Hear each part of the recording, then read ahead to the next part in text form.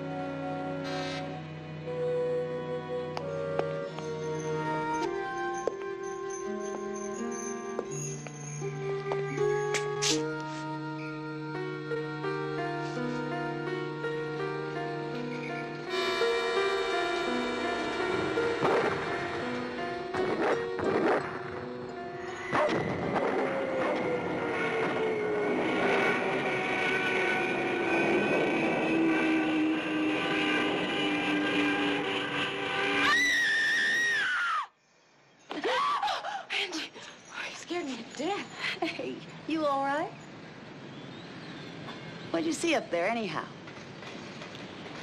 I thought I heard something. Angie, was that you in the alley? No. I walked this morning. You okay now? Sure. And shake a leg. We'll be late.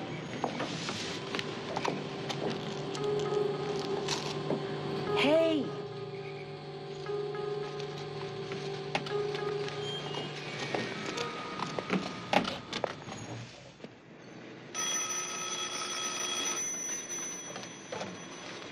Barker, Mox, and Hirschfield, good morning. Hold the line, please. I'll see if he's in. Good morning, Angie. You're looking exceptionally gorgeous this morning. Still holding. Thank you. I'm sorry, Mr. Barker is still in court. Would you care to leave your name? Thank you. Well, I'm sorry, Mr. Hirschfield. There's still no answer at that number. Yes, sir. I'll keep trying. Yes, Mr. Hirschfield, I know it's important.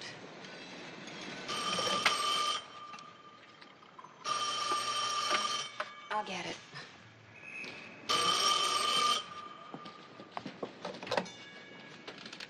Barker, Marks, and Hirschfield, good morning.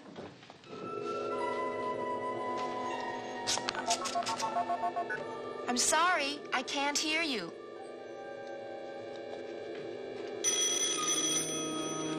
We have a very bad connection. Good morning. If you would hang up and dial again. Yes, I'll take the message. Thank you.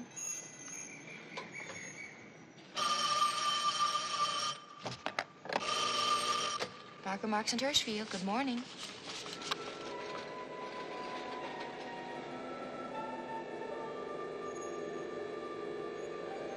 Hello? Hello? I'm sorry, I can't hear you. No, I'm sorry, he's not in here. Yes. Hello? I'll give him a message.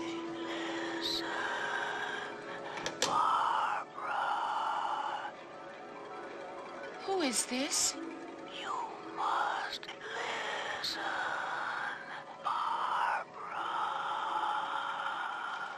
Who is this?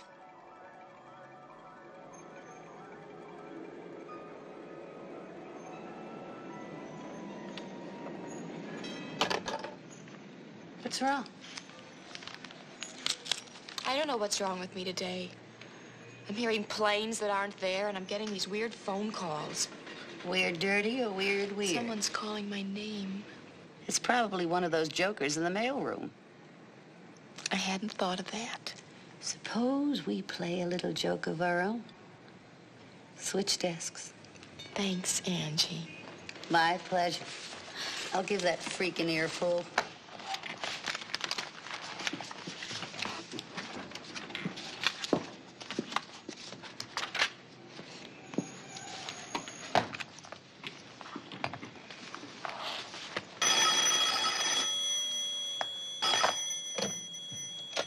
Barker, Marks, and Hirschfield, good morning. Barbara.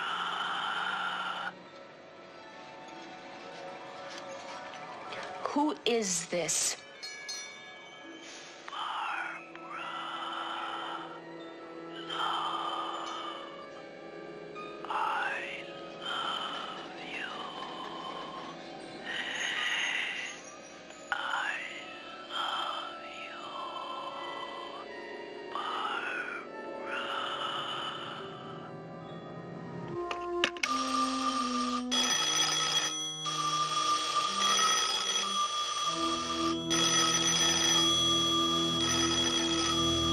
You think the rain will hurt the rhubarb?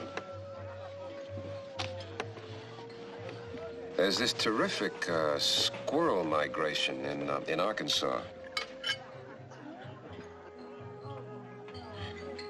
I was measured for my shroud today.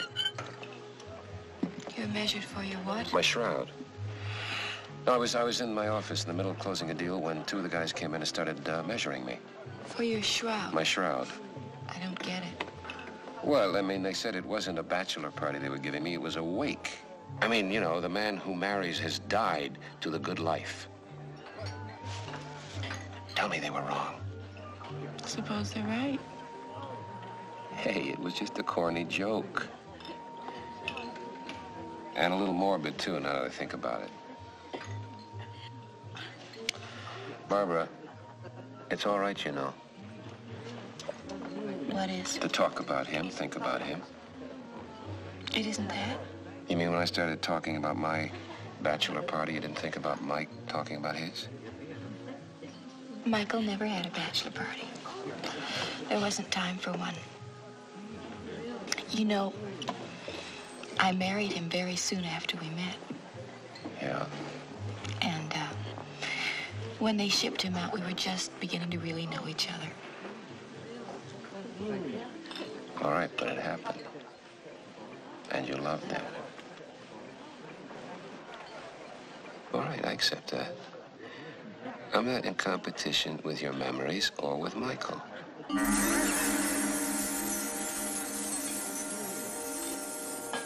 If it wasn't Michael, what was it? I was thinking about some calls I got At the office today, nuisance calls. You bad? Scary. Very scary. Look, why don't you quit that job right now? You were going to leave it next week anyway. I'd rather stick it out. Maybe it's nothing. I feel all right now. Well, if it happens again, I want you to know that I would be very happy to take you away from all that right now and start keeping you. In the style to which I'd like to become accustomed. Exactly the style I had in mind.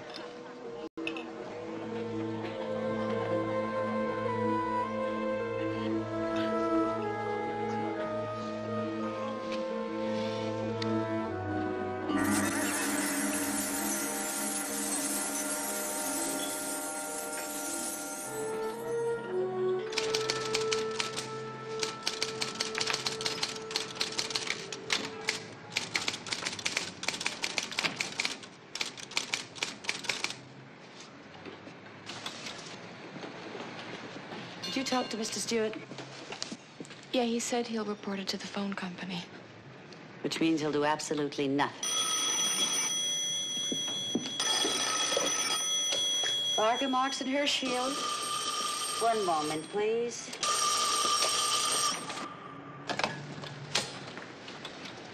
Barker, Marks, and Hirschfield. Barbara, remember the promise. The promise. You're going to die. You're going to die.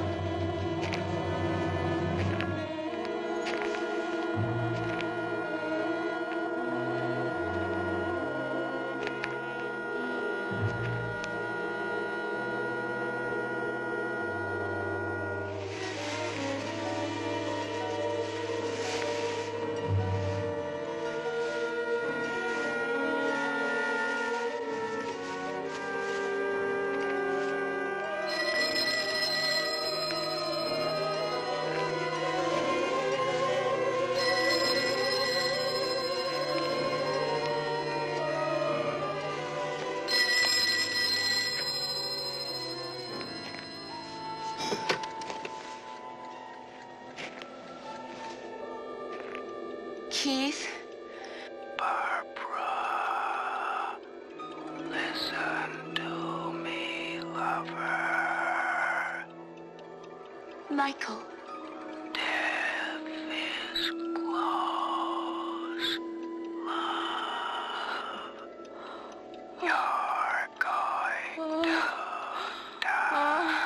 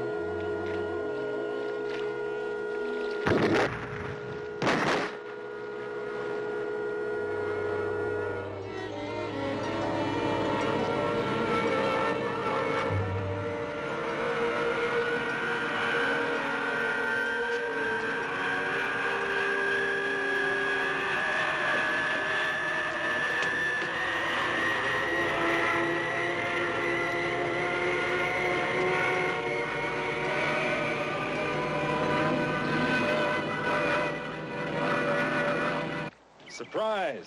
And a nice one. Hello, Ed. I was beginning to think we were never going to see you down here again. It has been a while. Your neighbors miss you. And so does your little boat. She needs care and attention, you know. If you're not going to use her, you ought to sell her to somebody who'll take care of her and enjoy her. I guess I should. Of course, nobody will ever get more pleasure out of her than Mike did. Oh, I'm sorry. It's okay, Ed. We could talk about him. Well, I've thought about it a lot. Mike must have been hurt bad before he ever climbed into that raft after the plane crashed, or otherwise, you know he'd have found some way to sail her to port.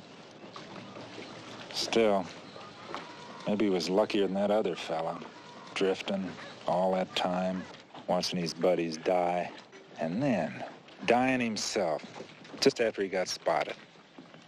Ed, do you think you could recommend a broker who might sell the promise for me? Sure, I know just the man. Say, it's funny you turning up this way. Why do you say that? Well, a couple of days ago, I was here. And I looked over this way, and there was a fella seemed to be checking out the promise. I thought for a minute it was Mike. I know that's impossible, but just for a second. Did you talk to him? No. The time I strolled over here, he was gone.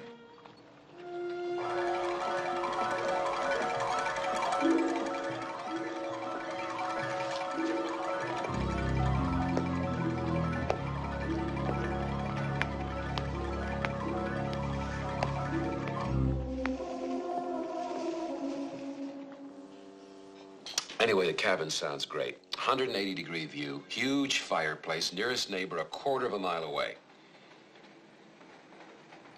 No television, no telephone. I'm sorry. I keep waiting for it to ring. Well, you haven't had any more calls, have you? I stayed away from the apartment all day, so he may have tried. He? I thought you weren't sure whether it was a man or a woman. At the office, I wasn't, but here the voice is much clearer. A voice you've heard before? It might be. I've heard thousands of voices on the phone. I'll get dessert.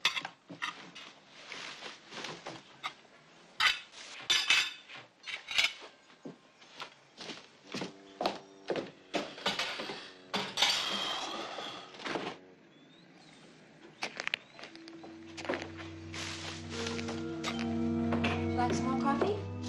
Just serve the dessert and sit down. What is it? I think there's someone on the roof. On the roof? Yeah, don't look up. Look, you just, start eating the dessert. And don't watch me.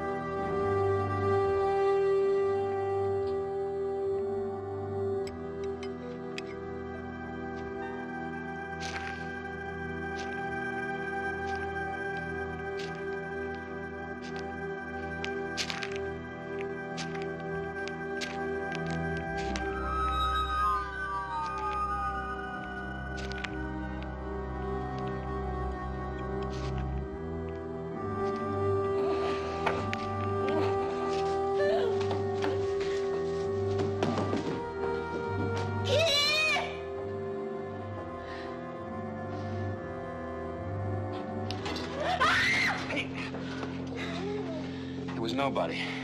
He could have jumped to another roof. Hey, you're trembling.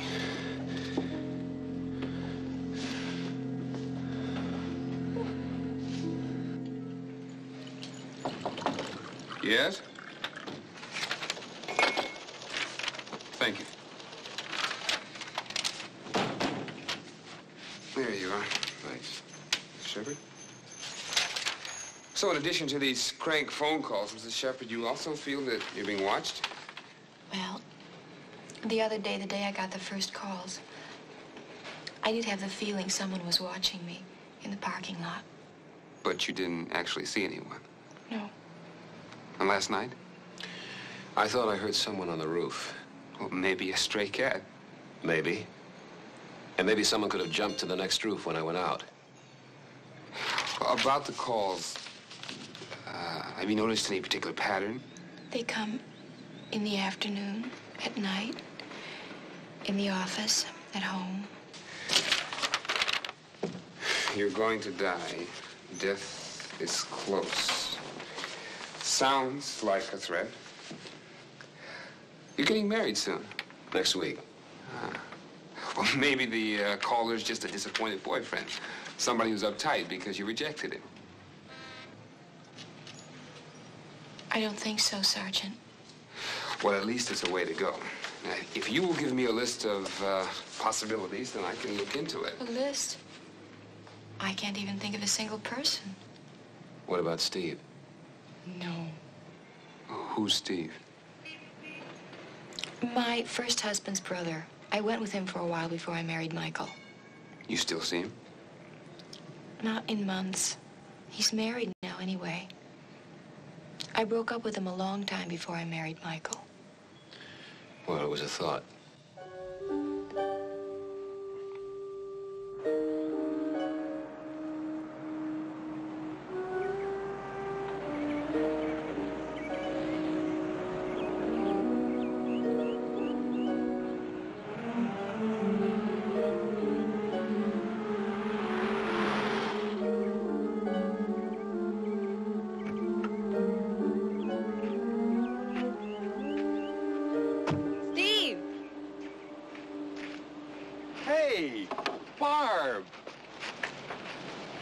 Well, such a nice surprise. What brings you way out here? I wanted to thank you and Marion for the lovely wedding gift. Well, you could have phoned. I mean, that's a long drive. Well, anyway, I'm glad you're here. Place looks great, Marion. You've done a lot of new things with it. You haven't been here in a long time. Too long. Look, if you don't mind, I'd like to finish clipping that last section of hedge. I think we can spare you. Thanks a lot. 10 minutes. It's really great seeing you, in-law. Me too.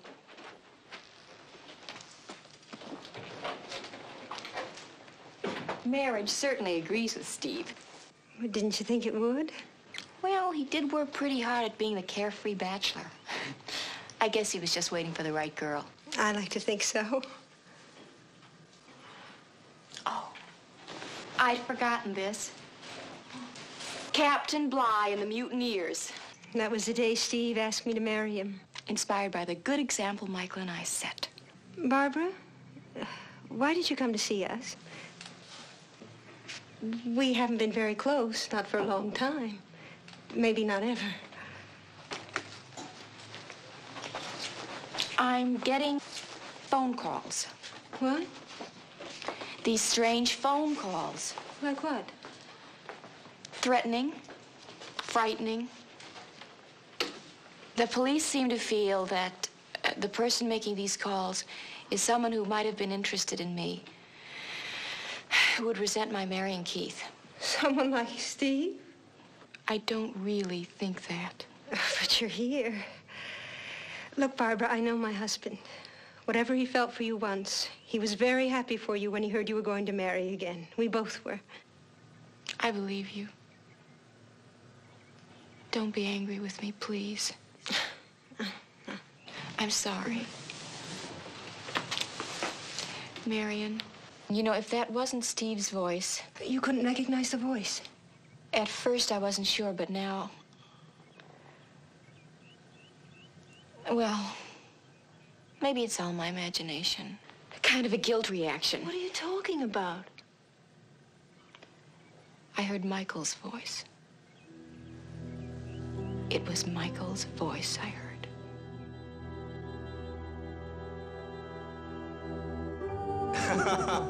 All right, come on, say it.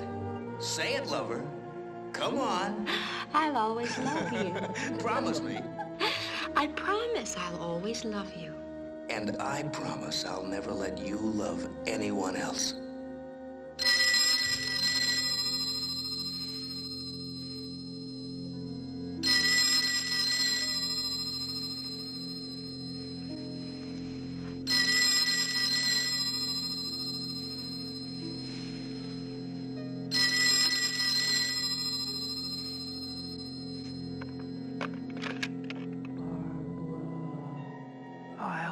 keep my promise.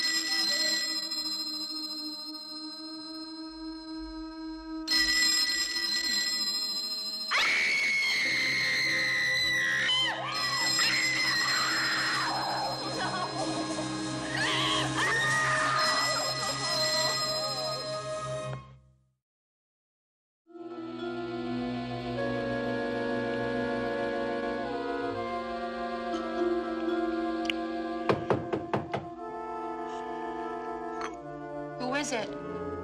Me, Keith.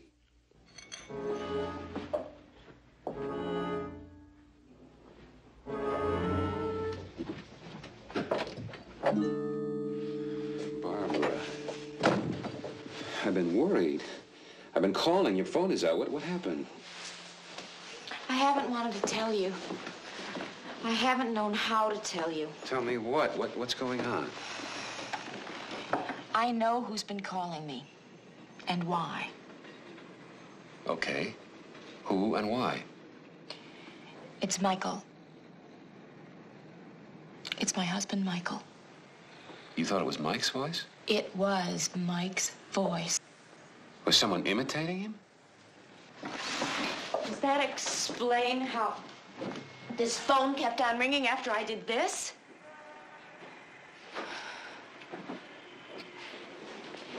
Yes, Keith, it kept on ringing. You think I imagined it all, don't you? I'm not looking for explanations to satisfy me. I want to help you. You've been under a strain, maybe more than you've admitted. There's a doctor I know. A psychiatrist. Yes. Keith, you know me, don't you? You really think I need a doctor? He's a young guy, very bright, if you just want to talk to somebody. Maybe, I don't know. I'd like to work it out for myself. How? What are you going to do? I'll need some time. Keith, I'd like to postpone the wedding. Why? I don't know if Michael wants me to marry. Barbara.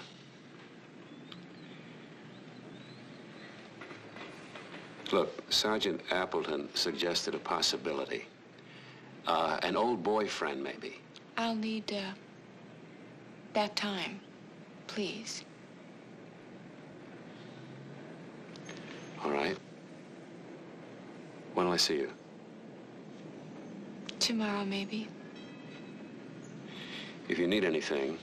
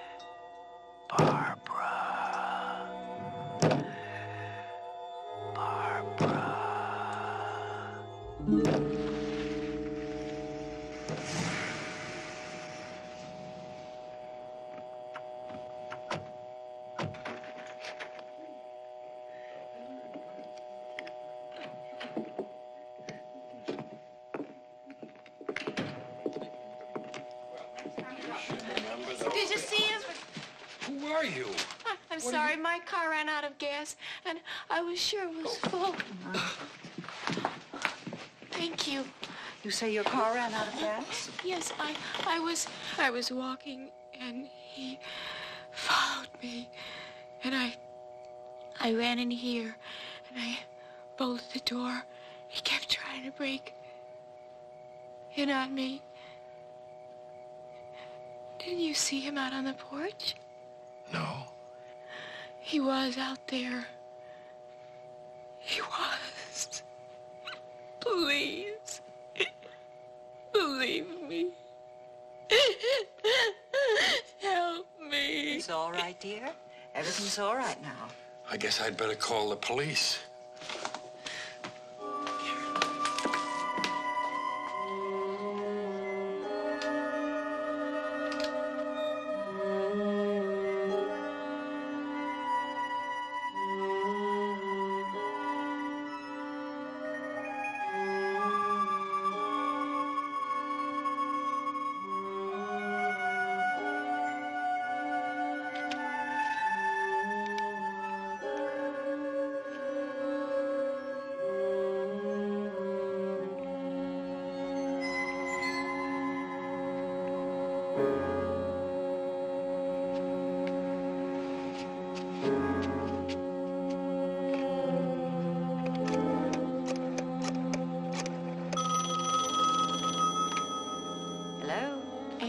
Barbara. Hi.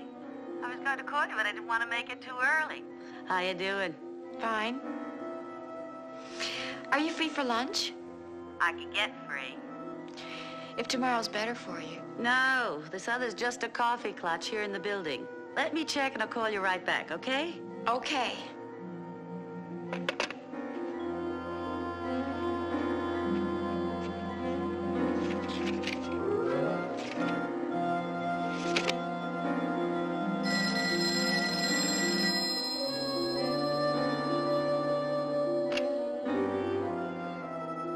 What's the word, Angie?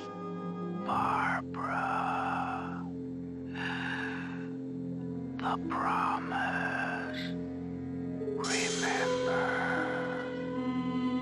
The promise.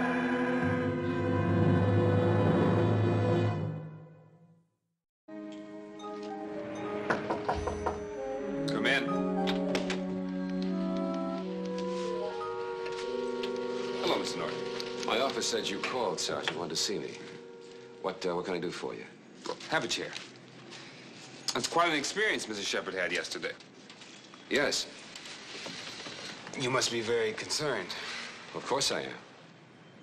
Is she under a doctor's care? Not that I know of. You think her problem could be emotional? Why do you ask? Well, would you like a cup of coffee? No, thank you. You mind if I have a cup? No, of course not. Well, I talked to her brother-in-law. Didn't get anywhere. Seems to be no one else. Could it be emotional? I guess it's possible. Imagination plus guilt reactions. It isn't unusual when a widow's about to remarry. But the other night, I was the one who heard someone on the roof. You thought you did? Yes. You saw Mrs. Shepherd yesterday? Yes, on my way to the office. How did she seem? All right. You worked all day? Yeah. You were out of your office most of the afternoon, weren't you? I went to see a prospective client. The client's name? He wasn't at home when I got there. You're not suggesting that I followed Barbara or something? Routine, Mr. Norton. Is it? What earthly reason would I have to try to frighten her like that? How did you meet the lady? At my office. She's a client, huh? She came in after her husband died. And entrusted her inheritance to you? Inheritance? Well, you think I'm after her money? Sergeant, her inheritance was her husband's GI insurance, a few $1,000s. That's all? That's all. She wanted somebody to invest it for her. Can you seriously consider that as a motive? Especially since we're going to be married? Okay, I was reaching, I admit. But we seem to have ruled out the brother-in-law. And she insists that there are no other relationships. So where does that leave us?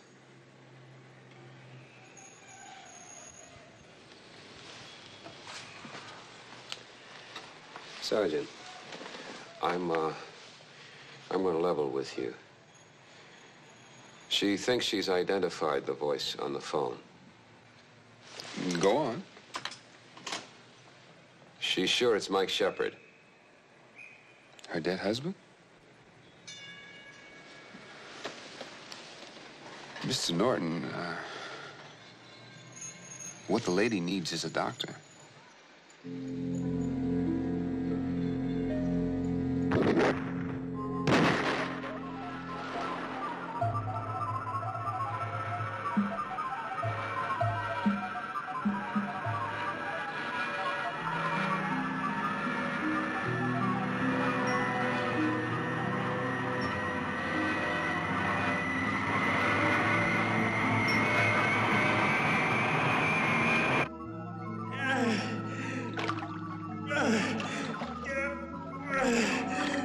Hang on. We can make it, Phil. And when we get back, my wife, Barbara, you gotta meet her. The world's finest first mate.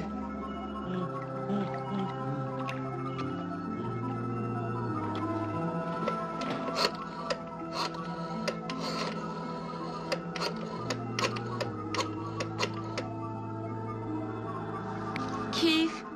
Barbara. Barbara. Michael? What do you want? What is it you want? The promise. Remember the promise.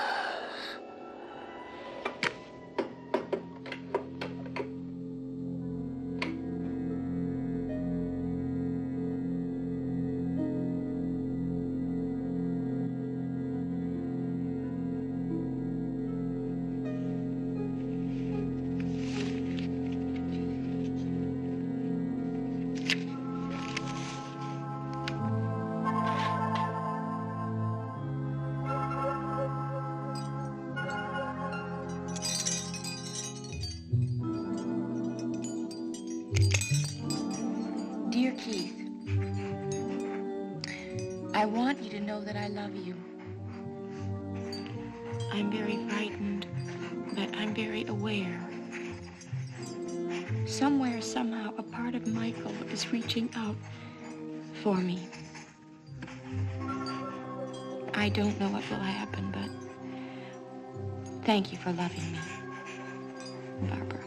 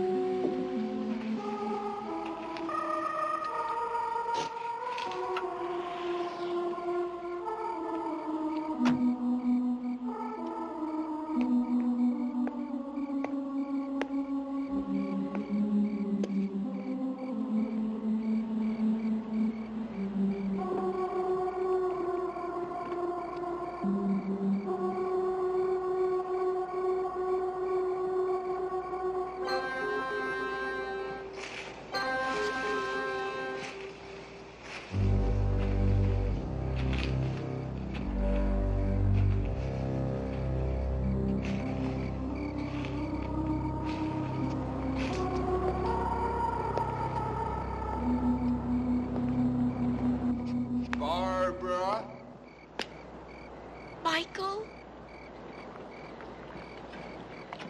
The world's finest first mate. Take the skipper's word.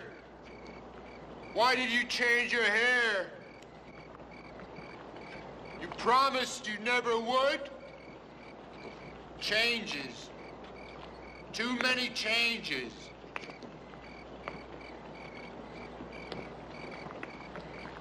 Michael.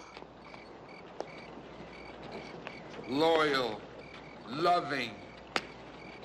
I had to see you, believe in you. You're not what I imagined. You're cheap, ready to betray the man who loves her. No, Michael. Who are you? I was in the air with Mike, in the water, drifting with him till he died. There were no survivors. They all died. All Mike talked about was you. I can't let you marry another man. Mike still loves you. We both do. That's what kept me going so long. You. We'll all be together now.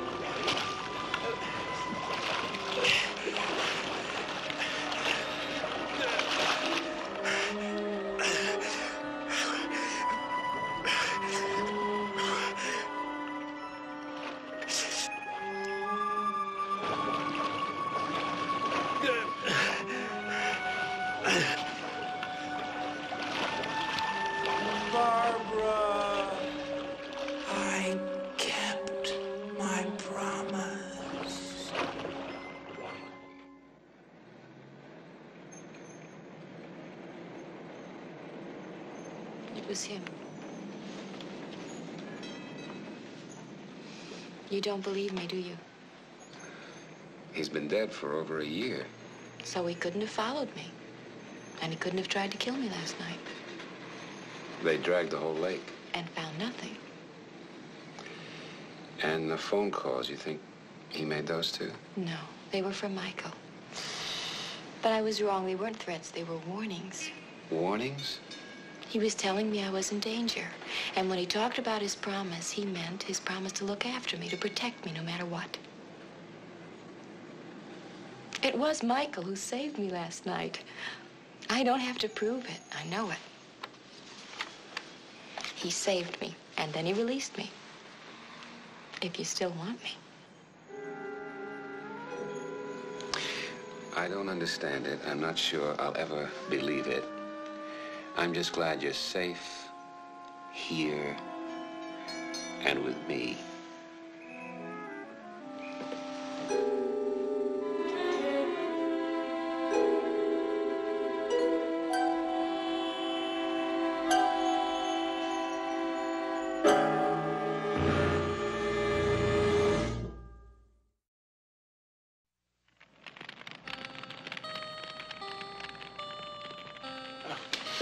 You'll be happy to know Keith and Barbara got married. As a matter of fact, they're honeymooning here right now. A message for them. I'd call, but for some reason they've asked to have the phone removed from their room. Oh, well, people in love are entitled to their little idiosyncrasies.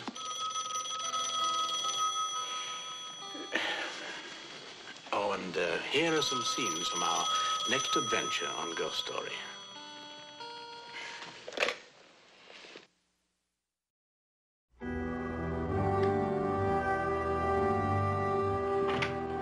Charlie! Clinging like a leech! I fantasized, Andrew, about killing you. I even worked out the way I was going to do it. Did the plumber show up? Mm-hmm. He's a pretty careless fellow. He left the cover off the well. Andy, you can't leave me here in this house alone tonight. I have terrible nightmares. It's in the cellar.